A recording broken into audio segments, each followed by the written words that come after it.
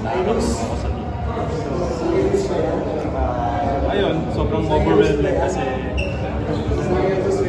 tinutulungan ako ng mga coaches, mga teammates ko, mga adjustment na kailangan ko sa loob ng court. So, sobrang grateful lang sa culture na meron yung NLEX.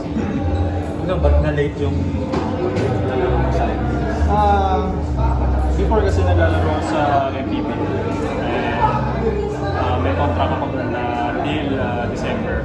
Pero pinausap ako ng management na as soon as possible, baka pwede ako maglaro. So, yun naman yung call up eh.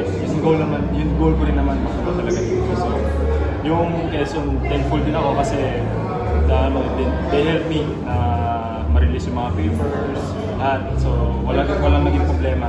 So, kaya yun lang na-delay, kaya naman na-delay dahil yun nga, may contract lang na dapat tatapusin ko. Pero yun nga, na kinausap na ako and nag-decide na ako na to help the team.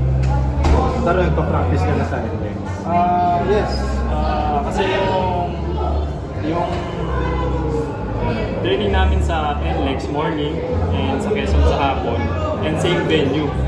So, hindi na ako lipat-lipat ng court. So, mas advantage ko. Pero yun nga lang, pagod dahil siyempre simula morning hanggang hapon talagang straight ako. And kaya rin, siguro yung naging advantage ko sa paglalaro ko ngayon dahil kahit pa paano, nakakasama ko na sila after ko na-draft eh. So, yun. Adjust ka na sa Ako naman, alam ko naman kung paano maglaro yung mga kasama ko. And yun nga, yung sinasabi ko na tinutulungan nila ako kung paano mag-adjust sa paglalaro dito sa team. So I guess yung pagpasok mo medyo critical considering yung NLEX medyo lumalaban pa for the first one.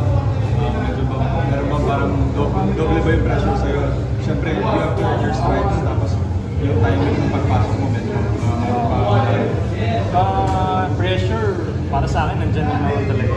Pero siguro, hindi ko lang din pressure sarili ko na kailangan ganito gawin ko, kailangan ganyan. So siguro, kaya rin they call me para to help, lalo na sa defense. So siguro doon lang ako nag-focus na dapat hindi ako magkamali sa ganito, ganyan. And yung manalo, lalabas naman yun eh. Yung result ng game, lalabas naman eh. So, kung manalo, matalo, wala kaming problema doon eh. Wala akong problema doon as long as na we give our best sa paglalaro namin and yung effort namin nandun.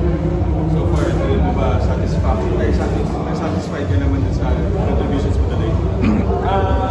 For me, siguro hindi pa eh. Mas siguro meron pa akong maitutulong more on defense. But siguro, yun nga, kailangan ko pa mag-adjust and marami pa akong kailangan improve pa.